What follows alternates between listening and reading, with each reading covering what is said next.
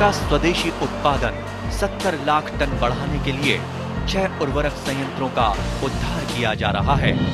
FCIL के गोरखपुर, सिंदरी, तलचर और रामागुंडम संयंत्र, HFCL की बरौनी इकाई और BVFCL की नामरू फोर्थ।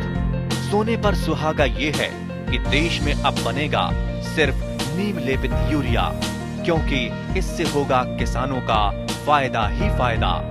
अनाज का उत्पादन 10% तक बढ़ेगा। बढ़ेगी 10 से 15% नाइट्रोजन क्षमता।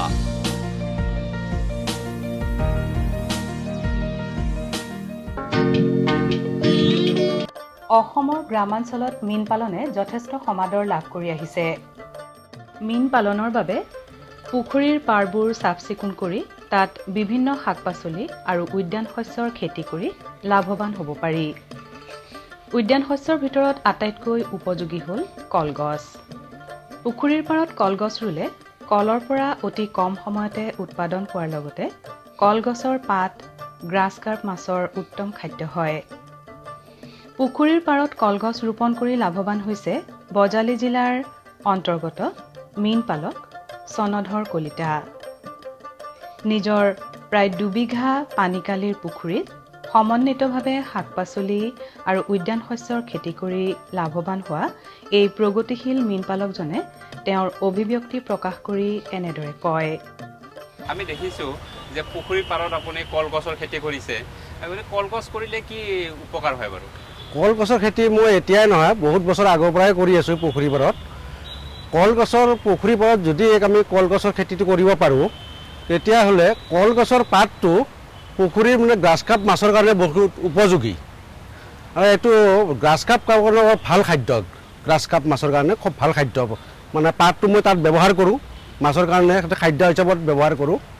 আৰু পুখুৰীৰ পাৰত যিটো কলগছ ৰোৱা যায়, এই কলগছটোতো মানে বহুত সৌন্দৰ্য, এটা পুখুৰীৰ এটা সৌন্দৰ্য আহে। আৰু ইয়াৰ শিপাবিলাকে মাটিটো খামুচি ৰাখে, গতিকে পুখুৰীৰ কাৰণে খুব উপযোগী কলগছটো। আৰু কলগছৰ যিবিলাক আমি কলগছ ইয়াত ৰুই আছোঁ, আমি যদি প্ৰটেকশ্যন লাগে কলপুলিৰ কাৰণে, প্ৰটেকশ্যনটো কৰাৰ কাৰণে আমি কলপুলিটো কম হেৰিতে ওপৰতে ৰুব লাগে। আৰু যদি কলটো আমাক বেছি ডাঙৰ হোৱাৰ কাৰণে লাগে, কলটো তেতিয়া আমি অলপ দকৈ গাঁত খান্দি ৰুব লাগে।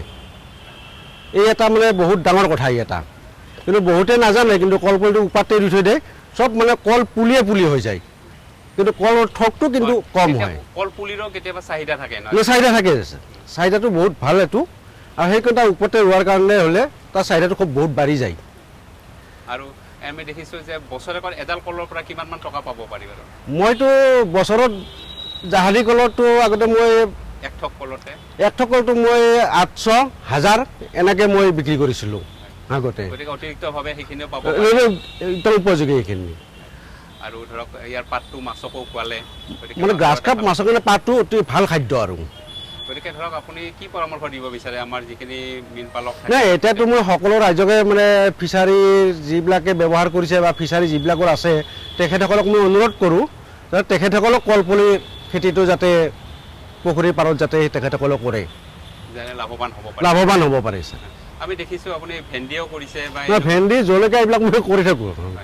আৰু এইটোতো মানে বহুত মানে বহুত এটা মানে পুখুৰীৰ মানে মাছখনৰ চায়াও পৰে অলপ, তাৰ ওচৰত মানে মাছবিলাকে আহে, আহি খাদ্য পালে চাবলৈও ভাল হয়। পুখুৰীৰ পানীত দ্ৰৱীভূত অম্লজানৰ পৰিমাণ বঢ়াবলৈ মাজে সময়ে পানীখিনি মৰিয়াই দিয়াৰ ব্যৱস্থা কৰিব লাগে। তাৰোপৰি পানীৰ গুণাগুণ অনুকূল পৰিসৰত ৰাখিবলৈ তাত নিয়মিতভাৱে চূণ প্ৰয়োগ কৰিব লাগে। চূণে পানীৰ pH বঢ়োৱাৰ উপৰিও জৈৱিক আৰু ৰাসায়নিক প্ৰক্ৰিয়াৰে বিষক্ৰিয়া হ্ৰাস কৰে। পুখুৰীৰ পাৰবোৰ নিয়মিতভাৱে চাফ চিকুণ কৰি পুখুৰীত নিয়মিতভাৱে চূণ আদি প্ৰয়োগ কৰি আৰু পুখুৰীৰ পাৰত সমন্বিতভাৱে মীন পালন কৰি লাভৱান হোৱা আন এজন উদীয়মান যুৱক অশ্বিনী দত্তই তেওঁৰ অভিব্যক্তি ব্যক্ত কৰি এনেদৰে কয়। আপুনি কেতিয়াৰ পৰা এনে মাছ পালনৰ লগত জড়িত আছে?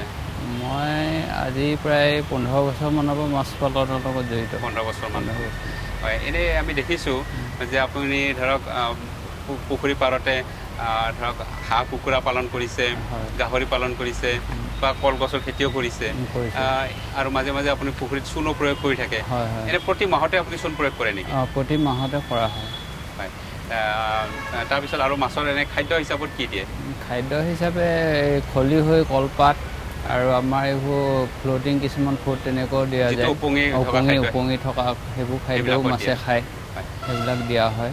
এনে ধৰক দুবিঘা পানীকালিৰ পৰা কিমানমান টকা আয় কৰিব পাৰি বাৰু পুখুৰীত বছৰেকত 1 লাখমান টকা ইনকম আয় হয় কৰিব আৰু পাৰে আৰু অতিৰিক্তভাৱে আপুনি কলগছৰ পৰাও কলগছৰ পৰা পোৱা যায় আপোনাৰ হাঁহ কুকুৰা গাহৰি এইবিলাকৰ পৰাও এটা মানে উৎপাদন পোৱা হয়, ভাল ভাল এটা ধৰণে উৎপাদন পায় আৰু। উৎপাদন পোৱা হয়। এনে 1 বিঘা পানীকালিত গাহৰি কেইটা ৰাখে আপুনি 5টা 6টামান ৰাখিব পাৰি।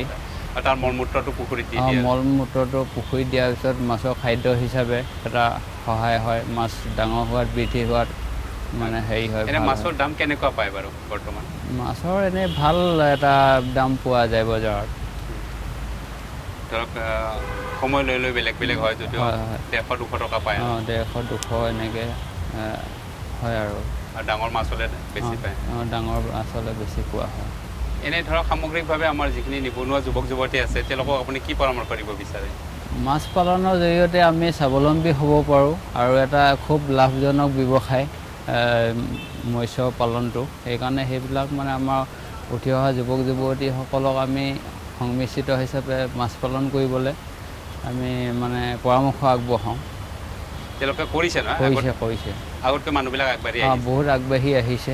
ফিচাৰীত এনে লাভ নেকি বাৰু খেতি বাতিত যথেষ্ট লাভ হয় আৰু এইখিনি আমাৰ আনুষংগিক যিবিলাক ধৰক শাক পাচলি হাঁহ কুকুৰা সেইবিলাকো এটা মানে ভাল উৎপাদন উৎস হিচাপে কৰা হয় আৰু পুখুৰীৰ লগত তাৰমানে আপুনি সমন্বিতভাৱে মীন পালনৰ পোষকতা কৰে হয় হয় কৰোঁ। সেইটো হ'লে লাভটো বেছি হয় আৰু কিবা নহয় কিবা এটা প্ৰফিট আপোনাৰ আহি থাকে মীন পালনৰ বাবে আটাইতকৈ গুৰুত্বপূৰ্ণ উপাদান হ'ল মাছৰ খাদ্য। নিৰ্দিষ্ট হাৰত প্ৰয়োগ কৰা মাছৰ খাদ্যই মাছৰ আশানুৰূপ বৃদ্ধি নিশ্চিত কৰে। ইতিমধ্যে ৰাজ্যখনত মাছৰ খাদ্য বিপণনৰ সৈতে বহুতো যুৱক নিয়োজিত হৈ আত্মসংস্থাপন লাভ কৰিছে। তেনে এজন উদ্যমী স্বনিয়োজিত যুৱক হ'ল গুৱাহাটীৰ 6 মাইলৰ ঋষিৰাজ চৌধুৰী। মাছৰ খাদ্য আৰু ইয়াৰ আনুষংগিক বিভিন্ন সামগ্ৰীৰ বিপণনেৰে নিজে সংস্থাপিত হোৱাৰ উপৰিও আন 10জনৰ উৎসাহ যোগোৱা এই উদ্যমী যুৱকজনে মীন পালনত খাদ্যৰ ব্যৱহাৰিক দিশ সন্দৰ্ভত এনেদৰে জনায়। আমি দেখিছোঁ আপুনি মাছৰ খাদ্যৰ ব্যৱসায়ৰ লগত জড়িত আছে এনে কেনেকৈ আপুনি ধৰক গম পালে যে মাছৰ খাদ্যৰ চাহিদা বা ইয়াৰ উপকাৰিতা কি কি যোৱা কেইবছৰমানৰ পৰা চাইছোঁ যে মাছৰ যোনটো খাদ্য সেই খাদ্যৰ খলিহতকৈ খাদ্য যোনটো পেলেট ফিডিং বুলি কয় বা ফ্ল'টিং কয় সেইটো চাহিদা বহুত বাঢ়ি বাঢ়ি গৈ আছিলে। তো আজি মই সেনেকুৱাকৈ কিছুমান কোম্পানীৰ লগত যোগাযোগ কৰিলোঁ। যোগাযোগ কৰি কিনে সেনেকুৱাকৈ মই ফ্ল'টিং ফিডৰ যোনটো উপঙা খাদ্যটো মই ব্যৱস্থা কৰিলোঁ গুৱাহাটীত। তাৰমানে আপুনি উপঙা খাদ্য কি খাদ্য আপুনি ধৰক ব্যৱসায়ত জড়িত এইটো হাই প্ৰটিনৰ আছে ল' প্ৰটিনৰো আছে আৰু অলপ ছিংকিং ফিডো আছে। এনে নামটো কি মাৰ্স্কো বুলি কোম্পানী এটা আছে মাৰ্স্কো কোম্পানী তেখেতসকলৰ মই ডিষ্ট্ৰিবিউটৰ লৈছোঁ আৰু এতিয়া ঠায়ে ঠায়ে আমি ডিলাৰশ্বিপো দি আছোঁগৈ কেইবা ঠাইতো আমি ডিলাৰশ্বিপ দিলোঁ। তাৰমানে আপুনি ধৰক এই যিটো মাস্কো খাদ্য এই খাদ্যটো আপুনি ব্যৱসায়ৰ লগত প্ৰতি জড়িত আছে এনে আপোনাৰ অভিজ্ঞতা কেনেকুৱা হৈছে বাৰু অভিজ্ঞতা বিৰাটেই ভাল। আজি কেইবাদিনৰ পৰা দেখি আছোঁ যে ঠায়ে ঠায়ে প্ৰত্যেক ঠাইৰ পৰা আমাৰ তাতে এনকুৱাৰী আহি আছে। বহুতে আপোনাৰ অকল খাদ্য কিনিছে এনেকুৱা নহয়, বহুতে ডিলাৰশ্বিপৰ কাৰণে আমাক ফোন কৰি আছে। আৰু যোনটো আমি যদি তুলনামূলকভাৱে চাব যাওঁ আগতে আমাৰ যি ধৰণে খলিহৰ বিক্ৰী হৈছিলে বা খলিহৰ যিমান কাষ্টমাৰ আহিছিলে এতিয়া যদি আমি তুলনা কৰিব যাওঁ তেতিয়া আমাৰ ফ্ল'টিং ফিডৰ যোনটো কাষ্টমাৰ তাৰ সেইটো বেছি হৈ গৈছেগৈ।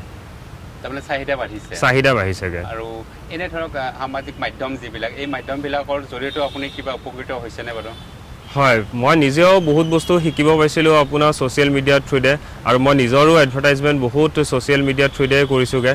আৰু এইটো এনেকুৱা হয় যে বহুত মানুহে কিছুমান বস্তু আমি ধৰি লওক যিহেতু আমি ৰেগুলাৰলি কিছুমান ফেচবুক বা এনেকুৱা ছ'চিয়েল মিডিয়া চাই থাকোঁ তো তাতে বহুত কিবা কিবি শিকিব পাৰোঁ আৰু এডভাৰটাইজমেণ্টটো আমাৰ ভালেই হয়। গতিকে এনে ধৰক আপুনি কি পৰামৰ্শ দিব বিচাৰে আমাৰ মীন পালকসকলক মই এইটোৱে পৰামৰ্শ দিব বিচাৰোঁ যে মাছ চাই কিনে সেইটো হিচাপত আমি ফ্ল'টিং ফিডেই হওক বা ছিংকিং ফিড খুৱাব লাগে। যদি আমি ফিডটো এক্সট্ৰা ফিডটো খুৱাওঁ, মাছৰ খাদ্যটো খুৱাওঁ, তেতিয়া মাছৰ যোনটো উৎপাদন, সেই উৎপাদনৰ যোনটো সময়, আমাক যোনখিনি সময় লাগে সেই সময়টো বহুত কমি যায়। কম সময়তে আমি মাছৰ উৎপাদনটো বঢ়াব পাৰোঁ। তাৰোপৰি এনে শাৰীৰিক গঠনত কিবা লক্ষ্য কৰিছে নেকি আপুনি, যে মাছখিনি খাদ্য দিয়া মাছ পুখুৰী আৰু খাদ্য নিদিয়া পুখুৰীৰ ক্ষেত্ৰত? খাদ্য দিলে মাছৰ গঠনটোও ধুনীয়া হয়, তাৰে উপৰি বেমাৰ আজাৰো কম হয়, আৰু কম সময়তে যিহেতু মাছটো ডাঙৰ হয় তেতিয়া মাছৰ যোনটো বেমাৰ হোৱা চান্সেছ থাকে সেইটো বহুত কমি যায়গৈ, আৰু দেখাটো ধুনীয়া হয়, ৰংটোও বৰ ধুনীয়া হৈ উঠেহি। কৰোনা মহামাৰীৰ সংক্ৰমণৰ সময়তো দুচকীয়া আৰু চাৰিচকীয়া বাহনৰ জৰিয়তে মাছৰ খাদ্য যোগান অব্যাহত ৰখা সমাজসেৱক তথা বৰ্তমান মাছ পালনত ব্ৰতী সীমান্তৰাজ শৰ্মা কুণ্ডলীয়ে মাছ পালনৰ আৱশ্যকতা সন্দৰ্ভত তেওঁৰ অভিমত ব্যক্ত কৰি এনেদৰে কয়। আমি দেখিছোঁ যে গ্ৰাম্যাঞ্চলৰ বহুতো নিবনুৱা যুৱক যুৱতী মাছ পালনৰ বাবে আগবাঢ়ি আহিছে। হয়, এতিয়া আপোনাৰ অভিজ্ঞতা কেনেকুৱা বাৰু এই ক্ষেত্ৰত? মানুহে কাম কৰিব লাগে, আৰু অসমৰ মাটি ফিচাৰীৰ কাৰণে অতি উত্তম হয়। আৰু আমাৰ অসমীয়া ল'ৰাবিলাকে চাকৰি বিচাৰি থকাতকৈ নিজৰ যিখিনি খালী মাটি আছে তাত সৰুকৈ যাৰ যেনেকৈ মাটি আছে, যাৰ কম মাটি আছে সি কমকৈ খুৰক, ফিচাৰী কৰক, যাৰ বেছি মাটি আছে সি বেছিকৈ কৰক। হয়, আমি দেখিছোঁ যে যিটো আমাৰ তলাবন্ধ কাৰ্যসূচী হৈছিল, যিটো লকডাউন হৈছিল, নিজৰ খাদ্য সামগ্ৰীখিনি নিজে উৎপাদন কৰাৰ যিটো প্ৰৱণতা আহিছিল, সেইকাৰণে আপুনি ধৰক নিজা মাটিখনত আপুনি এটা সৰুকৈ পুখুৰী বনাইছে। হয় হয়, গতিকে নিজৰ যিখিনি মাছৰ প্ৰয়োজন হয় সেই মাছখিনি আপুনি উৎপাদন কৰিছে। হয়, গতিকে সেই আমাৰ যিখিনি গ্ৰাম্যাঞ্চলৰ যুৱক যুৱতী আছে তেওঁলোকেও এনেকৈ ধৰণৰ নিজৰ বস্তুখিনি নিজে উৎপাদন কৰাৰ আপুনি পোষকতা কৰে? পাৰে, নিশ্চয় পাৰে। আৰু ফিচাৰী কৰিলে নিজৰ মাটিত তেওঁ স্বাধীন চিতীয়াভাৱে তেওঁ কাম কৰিব, তেওঁৰ মনটোও ভাল লাগিব, তেওঁ উৎপাদন কৰিব পাৰিব, আৰু অসমৰ তেওঁ নাম উজ্বলাব পাৰিব। গতিকে আপুনি মাছৰ খাদ্য ব্যৱহাৰ কৰে? মাছৰ খাদ্য ব্যৱহাৰেই কৰিব লাগিব। আজিকালি বহুত বস্তু ওলাইছে, দানা ওলাইছে বহুত। নিজৰ খাদ্যখিনি আপুনি নিজে ধৰক স্কুটাৰ বা এনেকৈ লৈ যায় আৰু? হয়, লৈ যাওঁ। এনেকৈ লৈ যায়? লৈ যাওঁ। ৰাতিপুৱা বেলি খাদ্য প্ৰয়োগ? দিনে 3 বাৰ খাদ্য দিওঁ মই। দিনে 3 বাৰ খাদ্য? এনে মাছ ডাঙৰ হৈছে? ডাঙৰ হৈছে, মাছ ডাঙৰ হৈছে। এনে কি মাছ আপুনি? এইটো মই এতিয়া ভিয়েটনামী কাৱৈ দিছোঁ। মানে কৰোণাৰ মাজতে এইটো মানে মই জন্ম দিলোঁ, আৰু ডাঙৰ টেংক এটা বনালোঁ আৰু। গতিকে আপুনি খাদ্য তাত ডেইলি দিয়ে, আপুনি আনন্দ লাভ কৰে নহয় জানো? ছেটিছফেকশ্যন, বহুত আনন্দ আছে ইয়াতে মাছৰ লগত লাগি থাকি আনন্দ হয়। গতিকে আমি বহুতৰ ক্ষেত্ৰত দেখোঁ আমাৰ বহুত বিল খাল জলাশয় এনেই পৰিত্যক্ত অৱস্থাত পৰি আছে। এজন ধৰক সমাজসেৱক হিচাপত আপুনি কেনেকুৱা পৰামৰ্শ তেওঁলোকলৈকে আগবঢ়ায়? তেওঁলোকে চৰকাৰৰ ওচৰলৈ যাওক, নিবনুৱা ল'ৰাবিলাকে চৰকাৰৰ ওচৰত যাওক, তেওঁলোকে ফিচাৰী বিভাগৰ ওচৰত যাওক, মীন বিভাগৰ ওচৰত যাওক, তেওঁলোকে ট্ৰেইনিং লওক, প্ৰশিক্ষণ লওক, তাত চৰকাৰে গোটেইখিনি সহায় কৰিবই, নিশ্চয় কৰিব, কিয় নকৰিব সহায়। মাছৰ পৰিপূৰক খাদ্য প্ৰয়োগ কৰি নিজৰ পুখুৰীৰ মাছ দুগুণলৈ বৃদ্ধি কৰাত সফল হোৱা নলবাৰী জিলাৰ ঘগ্ৰাপাৰৰ মীনপালক সনাতন দাসে তেওঁৰ অভিব্যক্তি প্ৰকাশ কৰি এনেদৰে কয়। আপোনাৰ কেতিয়াৰ পৰা জড়িত আছে মাছ পালনৰ লগত? মই আজি 4-5 বছৰ হ'ল। 4-5 বছৰৰ পৰা মই জড়িত আছোঁ। এনে ধৰক আগতে কেনেকৈ মাছ পালন কৰিছিল আপুনি? আগতে মই অলপ দানাটো কমকৈ দিছিলোঁ, এতিয়া দানাটো বেছিকৈ দিয়াৰ কাৰণে অলপ মাছটো অলপ মই লাভৰ ফালে আহিছোঁ। এনে মাছৰ খাদ্য কি দিয়ে আপুনি? মাছৰ এই দানা, প্ৰটিন দিওঁ। এনে 2 বিঘা পুখুৰীত এনে কিমানমান দিয়ে মাহেকত? মাহত দানা 5 বেগমান দিওঁ আৰু। 5 বেগমান? এনে কি উপকাৰ পাইছে বাৰু আগতকৈ? উপকাৰটো দানাটোৰ কাৰণে বহুত উপকাৰ পাইছোঁ মই। মাছৰ কি বৃদ্ধি পাইছোঁ, মাছটো ডাঙৰ হৈছে, এনেকুৱা ভাল পাইছোঁ আৰু দানাটোৰ কাৰণে। এনে কি মাছ দিছে পুখুৰীত? মই ৰৌ দিছোঁ, ভৌকা দিছোঁ, কমান কাঠ আছে, মোটামুটি 4টা আছে। এনে ধৰক আগতে যিমান ডাঙৰ হৈছিল তাতকৈ এতিয়া বেছি ভাল হৈছে, আৰু দানাটো দিয়াৰ কাৰণে মই বেছি লাভৱান হৈছোঁ আৰু। এনে কি দানা দিয়ে, তাৰমানে ছটিয়াই দিয়া দানা? চিটেই দানা দিওঁ, পঙি থাকে আৰু? পঙি থাকে, সেইটো খাই মাছে? খাই মাছে খায়। এনে ধৰক আজিকালি দানা দিয়াৰ প্ৰয়োগ কৰাটো বেছি হৈছে নেকি পুখুৰীত? আজিকালি এতিয়া মই যিটো দানা দি আছোঁ সেই তাক চাই আৰু মানুহবিলাক, আমাৰ গাঁৱৰ মানুহবিলাকো দানাটো বেছি কৰি আছে আৰু অলপকৈ। আৰু এনে পুখুৰী পাৰত আপুনি কলগছ এইবিলাক? মই কলগছ ৰুই দিছোঁ, চাৰিওফালে কলগছ আছে, মালভোগ কল আছে, জাহাদী কল আছে, চেনি চম্পা কল। পাতবিলাক কি কৰে আপুনি? কলৰ পাত, গ্লাছ কাঠ আছে, গ্লাছ কাঠটো মাছত তাতে পুখুৰীত দি দিওঁ। পুখুৰীত দি দিলে মাছটো তাৰমানে গ্লাছ কাপটো ফটতকৈ ডাঙৰ হৈ যায়। এনেদৰে ৰাজ্যখনৰ গ্ৰামাঞ্চলৰ মীনপালকসকলে মীন পালনৰ ন প্ৰযুক্তি কৌশলৰ জৰিয়তে নিজকে আত্মনিয়োগ কৰিলে ৰাজ্যখন মাছ উৎপাদনত স্বাৱলম্বী হোৱাৰ লগতে অৰ্থনৈতিক বুনিয়াদো টনকিয়াল হ'ব বুলি আশা কৰিব পাৰি।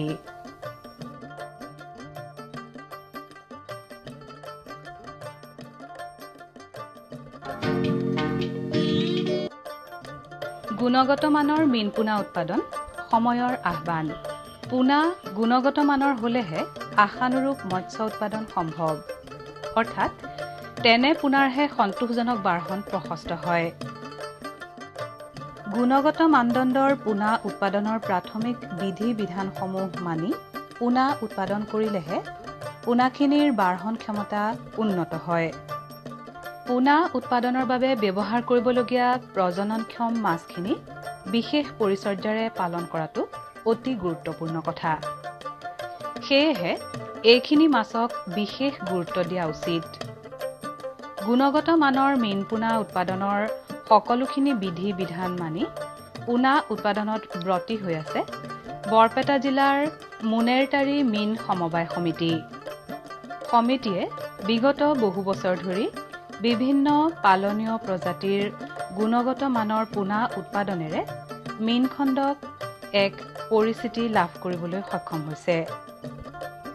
ফিছফেডৰ অংশীদাৰভুক্ত এই সমিতিয়ে মীন বিভাগ আৰু ফিছফেডৰ কাৰিকৰী সহযোগিতাত পোনা উৎপাদন আৰু বিপণন সুনিশ্চিত কৰিছে। প্ৰজননক্ষম মাছৰ পৰিচৰ্যা সম্পৰ্কে কিছু আভাস দিছিল সমিতিৰ সভাপতি ফটিক আহমেদে। আজিকালি আমি দেখোঁ যে আপোনালোকে যিখিনি মাছৰ পৰা পোনা উৎপাদন কৰিব সেইখিনিক বিশেষভাৱে যত্ন লয় আৰু খাদ্যৰ ক্ষেত্ৰতো আপোনালোকে আজিকালি দেখিছোঁ যে অকণমান অগতানুগতিক খাদ্য খুৱায়। সেইখিনি কি খাদ্য খুৱায় অকণমান কওকচোন। আচলতে যিখিনি ব্ৰুড ফিছ সেই মাছখিনিক আমি ভালকৈ খাদ্য খুৱাব লাগে যাতে অতি সোনকালে মেচিউৰ্ড হয়। আমি আৰ্লি চিড উৎপাদন কৰিব পাৰোঁ। কি খুৱায় খাদ্য? আমি মাছক ভাত, চাউলৰ ভাতৰ লগত আলু আৰু দালি মিহল কৰি বইল কৰি দিওঁ আৰু কেঁচা ব্ৰইলাৰ মুৰ্গীৰ ডিম, মুৰ্গীৰ কণী কণী যিটো সেই কণীটো আমি তাতে সানি তাৰপিছত পুখুৰীত দিওঁ। ধৰক কিমান মাছক কিমান দিয়ে এনেকুৱা কিবা হিচাপ আছে? মোটামুটি ধৰক আমি এটা হিচাপত দিওঁ যে 1 কুইণ্টেল মাছ থাকিলে বৰ্ডাৰ ফিছ তাতে মোটামুটি 3 কেজিৰ পৰা 5 কেজিলৈকে খাদ্য দিওঁ দৈনিক। এইটো কেতিয়াৰ পৰা দিয়ে? কোন মাহৰ? এইটো নৱেম্বৰৰ পৰা লাষ্টৰ পৰা ষ্টাৰ্ট কৰোঁ আৰু আমি ফেব্ৰুৱাৰীত ব্ৰিডিঙৰ কাম ষ্টাৰ্ট কৰোঁ। আৰু নৱেম্বৰৰ আগৰ চোৱাত কি খাদ্য দিয়ে? নৱেম্বৰৰ আগতে এনে ইন জেনেৰেলি খাদ্যখিনি দিয়ে। সাধাৰণতে চাউলৰ মল, সৰিয়হৰ খলিহৰ সেইখিনি দিয়ে, কিন্তু নৱেম্বৰৰ পৰা বিশেষ গুৰুত্ব দিয়ে। আৰু পানীটোৰ ব্যৱস্থাপনাৰ ক্ষেত্ৰত কিবা বিশেষ? নৱেম্বৰৰ পৰা আমি তাৰমানে বৰিং ৱাটাৰ দিওঁ। আমাৰ তেতিয়া টেম্পাৰেচাৰটো কমি থাকে আৰু সেইকাৰণে বৰিং ৱাটাৰ দিয়া যায়। মটৰ আছে বা পাম্প ছেট আছে, সেই পাম্প ছেটেদি পানী দিওঁ, মটৰেদি পানী দিওঁ যাতে পানীখিনি গৰম হয় আৰু মাছৰ পৰিৱেশটো ঠিকে থাকে। বৰপেটা জিলাৰ গুণগত মানদণ্ডৰ পোনা উপলব্ধতা নিশ্চিতকৰণৰ ক্ষেত্ৰত জিলা মীন উন্নয়ন বিষয়া ভৰত শৰ্মাৰ নেতৃত্বত বিভাগীয় বিষয়া কৰ্মচাৰীবৃন্দই অহু পুৰুষাৰ্থ কৰি আহিছে। মীন পোনা উৎপাদকসকলক যাৱতীয় দিহা পৰামৰ্শ প্ৰদান কৰাৰ লগতে ক্ষেত্ৰভিত্তিক কাৰিকৰী সহযোগিতা আগবঢ়োৱাৰ ক্ষেত্ৰতো তেওঁলোকে চেষ্টাৰ ত্ৰুটি কৰা নাই। চেষ্টা কৰিছে অসম মীন পোনা আইনৰ সকলো ধাৰা অতি কঠোৰভাৱে পালন কৰিবলৈ। ফলশ্ৰুতিত জিলাখনত গুণগত মানদণ্ডৰ পোনা সততে পাব পৰা হৈছে। জিলাখনত পোনাৰ উপলব্ধতা আৰু যাৱতীয় যৎকিঞ্চিত বাৰ্তালাপ কৰিছিলোঁ জিলা মীন উন্নয়ন বিষয়াগৰাকীৰ লগত। আপুনি জিলাখনৰ মীন বিষয়ক সৰ্বোচ্চ কৰ্তৃত্বপ্ৰাপ্ত বিষয়া। মই জানিব বিচাৰিম যে আপোনালোকৰ বৰপেটা জিলাত গুণগত মানৰ পোনাৰ উপলব্ধতাটো কেনে আৰু ক'ত পোৱা যায়? আমাৰ বৰপেটা জিলাত গুণগত মানৰ পোনা আমি 10টা হেচাৰীৰ পৰা পাওঁ বুলি আমি মানে এই 10টা হেচাৰীৰ ৰেজিষ্ট্ৰেশ্যন আছে আৰু 10টা হেচাৰীত আমি উপযুক্তভাৱে প্ৰশিক্ষণ দি আছোঁ। মুঠতে কিমান মীন পোনা উৎপাদন কেন্দ্ৰ আছে? মুঠতে আমাৰ 82 নাম্বাৰ হেচাৰী আছে। তাৰে ভিতৰত 70টা হেচাৰী মানে ফাংচনেবল, বাকী কিছুমান মানে ফাংচনেবল নহয়। বাকী আৰু হাপা বিটাৰ বহুত আছে, হাপা বিটাৰ প্ৰায় 400 হাপা বিটাৰ আছে। তেখেতসকলে হাপা বিডিঙৰ দ্বাৰা মাছৰ পোনা উৎপাদন কৰে। এতিয়া এই গুণগত মানৰ যিটো পোনা আমি এই 10টা হেচাৰীত আমি ৰেজিষ্ট্ৰেশ্যন কৰি তেখেতসকলক ট্ৰেইনিং দিছোঁ, সেই 10টা হেচাৰীত আমি তেখেতসকলৰ বুডাৰবিলাক যাতে 3 বছৰৰ হয় সেইটো আমি নিশ্চয়তা কৰিছোঁ। আৰু এই বুডাৰবিলাক কেনেধৰণে প্ৰস্তুত কৰিব লাগে, ব্ৰিডিং কৰাৰ আগতে 3-4 মাহমান আগৰ পৰা যি মানে তেওঁলোক এই বুডাৰবিলাক কেনেকৈ খাদ্য খুৱাব লাগে, বিশেষকৈ মানে প্ৰটিনাছ খাদ্য মানে ভাত, দালি আৰু কণী এইবিলাক মিক্স কৰি মানে ডেইলি খাদ্য খুৱাব লাগে। ধৰক 100 কেজি মাছত ডেইলি মানে 4% বডি ৱেইটত খোৱা যায়, মানে 4 কেজিকৈ ডেইলি খাদ্য খোৱা যায়। এতিয়া এই খাদ্য খোৱাৰ বিনিময়ত মাছবিলাক সবল হয় আৰু তাৰ যিবিলাক পোনা হ'ব সেই পোনাবিলাক মানে সুস্থ সবল হয়। তাৰ যিটো মানে গ্ৰোথ আমি মানে সেই পোনাবিলাকৰ পৰা ভাল গ্ৰোথ পোৱা যায়। এতিয়া তাৰে ওপৰতে আৰু কথা আছে, এই বুডাৰবিলাক ক'ত ৰাখিছিল, মানে কি পানীটো কেনেকুৱা হ'ব লাগে সেইবিলাকো আমি প্ৰশিক্ষণ তেখেতসকলক দিছোঁ। তেখেতসকলে মানে মেনুৱেল কৰি মানে সেই বুডাৰবিলাক 4 মাহমান ঠিকমতে ৰাখে। নতুন ফ্ৰেছ পানী দিয়া হয়, সেই ফ্ৰেছ পানীত মাছবিলাক এক্সাইটেড হৈ মানে থাকি যেতিয়া কিছুমান মানে ভিটামিনো খুৱাব দিওঁ, যেনে মানে প্ৰটিন জিঅ'লাইট তাৰমানে কি হেৰিৰ কাৰণে দিয়া হয়, প্লাংটন উৎপাদনৰ কাৰণে দিয়া হয়। আৰু প্ৰটিনেক্স বুলি আছে, সেইটো মানে কি যিটো মিনাৰেল এইবিলাক মানে বৃদ্ধিৰ কাৰণে দিয়া হয়। এইবিলাক খোৱাৰ কাৰণে আমি এই গুণগত মানৰ পোনাটো আমি পাম। পোনা উৎপাদন কেন্দ্ৰসমূহে আত্মসংস্থাপনৰো সুযোগ দিছে বহুতকে। কেন্দ্ৰটিত জড়িত হৈ থাকে কেইবাজনো স্থানীয় যুৱক যুৱতী, প্ৰত্যক্ষভাৱে পৰোক্ষভাৱেও থাকে ভালেকেইজন। তেওঁলোকৰ মনৰ উমান পাইছিলোঁ এনেদৰে।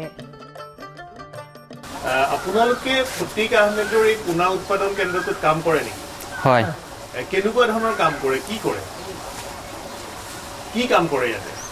আমি যেতিয়া পোনাৰ ছিজন আহে তেতিয়া আমি পুৱাৰ পৰা মোটামুটি টেংকিৰ পৰা ষ্টাৰ্ট কৰি বেডিং পুলক লগিন চব চাফা কৰাৰ পিছত আমি মাছ বেডিং কৰোঁ।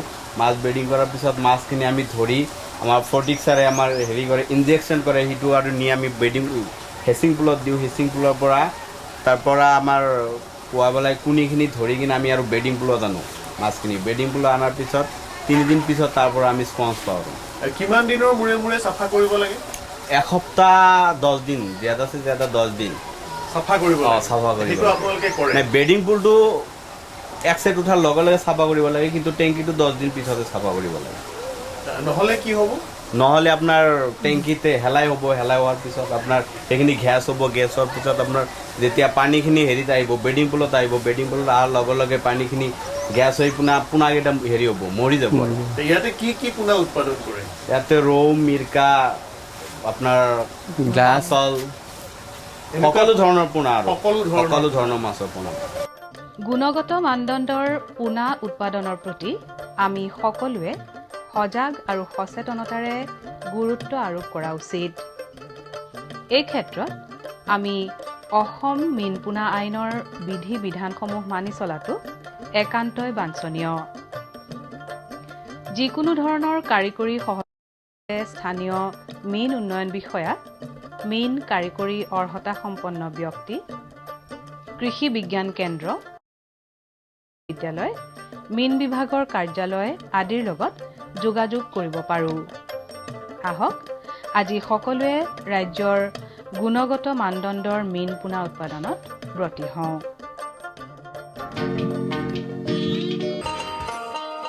किसान भाइयों गांठ बांध लो बहुत है काम की, समृद्धि के पैगाम की। मिट्टी के मिजाज को समझो, मिट्टी के हर राज को समझो, मिट्टी की तुम जांच कराओ, मुफ्त सॉइल हेल्थ कार्ड ले जाओ। कभी मुनासिब बीज लगाओ, सही किस्म की खाद ले आओ, जितनी जरूरी उतनी डालो, सही मात्रा खुद पहचानो, इसको अपना मंत्र बना लो, मिट्टी की सेहत तो जानो। बात बहुत है काम की, कम लागत अधिक वरदान की, किसान भाइयों गांठ बांध लो। आज ही मिट्टी की जांच कराएं, राज्य सरकार के कृषि अधिकारी से संपर्क करें और मुफ्त में सॉइल हेल्थ कार्ड पाएं। कृषि और किसान कल्याण मंत्रालय द्वारा किसान हित में কৃষকসকলৰ বিভিন্ন সমস্যাৰ সমাধানৰ লগতে শেহতীয়া প্ৰযুক্তি আৰু প্ৰয়োজনীয় আনুষংগিক দিশৰ বিষয়ে জানিবৰ বাবে চাবলৈ নাপাহৰিব কৃষি দৰ্শন। প্ৰচাৰিত হয় প্ৰতি সোমবাৰৰ পৰা শুকুৰবাৰলৈ সন্ধিয়া 5:30 বজাৰ পৰা 6 বজালৈ।